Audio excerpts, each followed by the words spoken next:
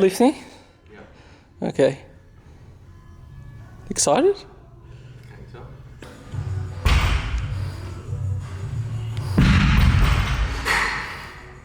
Okay, so this is the beginning of the video, obviously.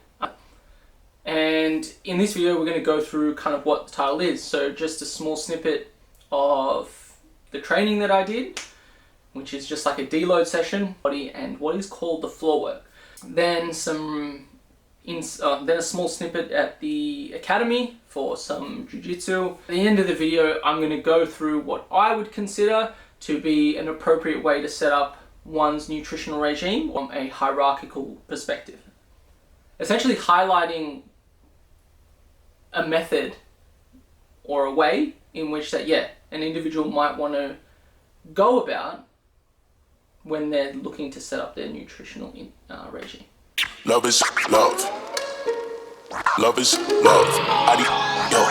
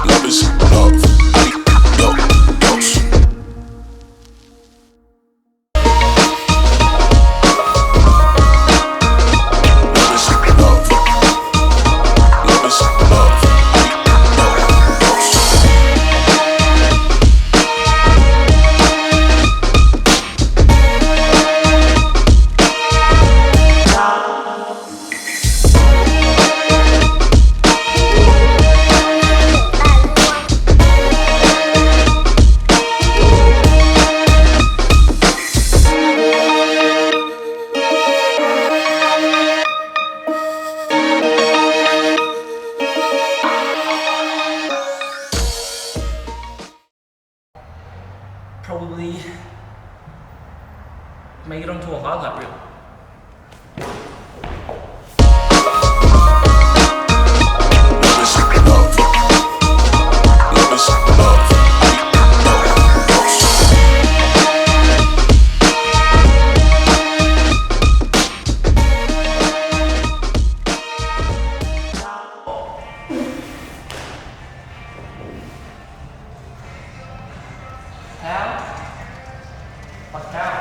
Okay, so I've previously spoken about how different tiers or levels of tracking exist in respect to tracking your nutritional intake, and that each level will have its unique trade-offs.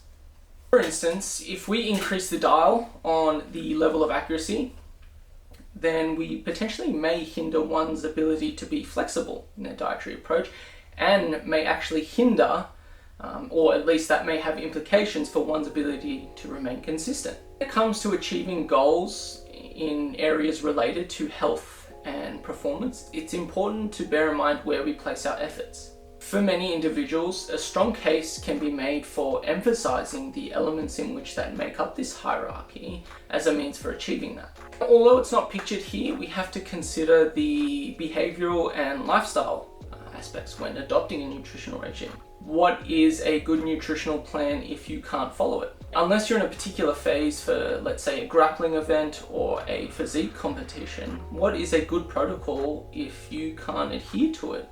So consider the long-term sustainability of your efforts, how you can best develop habitual lifestyle changes, and even potentially minimize the drawbacks that comes from tracking. Even being someone who studied the field of dietetics, I would be very hesitant to prescribe a specific meal plan for an individual unless it is for a specific goal, like I mentioned before, or if the individual is experiencing some certain health challenges. And even then, it would be more so some guidelines, but no set rules. Okay, so let's go through this hierarchy. So the first thing is energy balance. Energy balance is an essential aspect to any eating regime. Without regulating our energy intake, there can be too much ambiguity and therefore make things very difficult in respect to regulating one's body weight. Though the energy model is simple, energy in versus energy out, viewing it this way can undermine the cascade of effects our energy intake can have on a number of physiological functions, and therefore undermines its importance. It carries with it like core staples in which that should transcend other dietary models. So whether or not you're following ketogenic, a paleo approach, veganism, vegetarianism, or whatever, would be of high importance to ensure that you regulate your energy intake. Next is macronutrients. So both the quantity, the amount of energy we consume, and the quality have an important role in our physiology. A well-distributed macronutrient regime can ensure that we get food, or the correct food, in the right amounts, a better contribution of each macronutrient, facilitate better recovery processes, and potentially facilitate performance. Macronutrients are referred to as the chemical substances in which that humans consume in the largest quantity. There are technically 4 macronutrients, but because one of them is alcohol, and alcohol shouldn't or generally isn't considered as part of a regular diet, that leaves us with 3, which is proteins, carbohydrates, and fats. So each macronutrient contains energy, but also certain compounds that are only released upon being broken down. Proteins can be broken down to various amino acids, which are then utilized for tissue repair or the development of certain neurotransmitters. Carbohydrates are then broken down into saccharides or sugar molecules, which can be utilized in situations in which that require high intensity exercise, and fats are broken down into fatty acids, which can be used for the synthesis of various hormones. Although foods will display different varying amounts of macronutrients, each food will contain at least one type of macronutrient. Now, micronutrients. So micronutrients can be broken down into 2 broad categories: vitamins and minerals, and they also can be categorized as being inorganic or organic. Vitamins can be broken down into 2 further categories, being fat soluble and water soluble. Minerals can be broken down into what are known as macro minerals, trace minerals. Trace referring to small. Now, although trace minerals are required less, does not imply that they are not important, just needed less. So next is nutrient timing. This refers to how our food is distributed throughout periods of time, whether this be 24 hours or 1 week. It's becoming increasingly evident that the timing of our nutrient intake can have a profound effect on our health. Common concepts in this space of nutrient timing or chrononutrition, which is just the study of our biological rhythms and nutrient timing, are aimed at answering if there are better times for humans to consume food, and whether or not there should be certain times that should be avoided. And thirdly, how long should our eating window be open for? And even what is the optimal length of this eating window? Now, at this point, there is good evidence highlighting that nutritional decisions should consider the biological rhythms of humans. And at this point, the current insights demonstrate that individuals should, or wherever they can, practice minimizing the amount of calories consumed in the biological nighttime, bias more calories consumed throughout the daytime, have a consistent eating regime as well as frequency of meals, and potentially include some sort of restrictive eating window. There are most certainly situations at which that not only are the aforementioned recommendations not just be ineffective, but also counterproductive.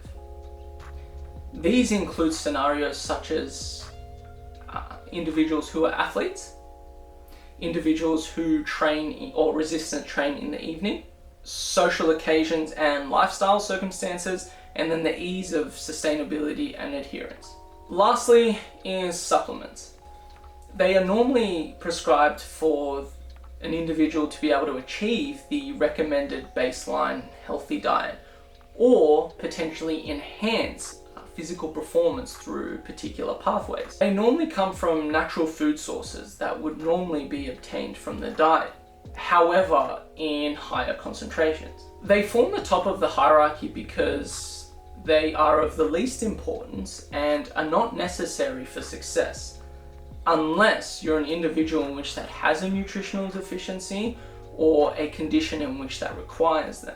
There are some that are based on some sound science and are therefore worth implementing into your nutritional regime. Common examples include things like creatine or caffeine for exercise performance. However, there are also a lot of supplements in which that are probably not worth investing in, and I may cop a bit for this, but one is BCAAs or amino acids. Lastly, as a disclaimer, this is not the only way in which that you need to structure your dietary intake. As I mentioned before, there are going to be some certain situations in which that supplements may be required within one's nutritional regime before they consider nutrient timing, for instance. I hope that the information in this video was valuable and you learned something from it. If you have any questions, comments, or want to see anything else discussed next, please let me know. But cheers!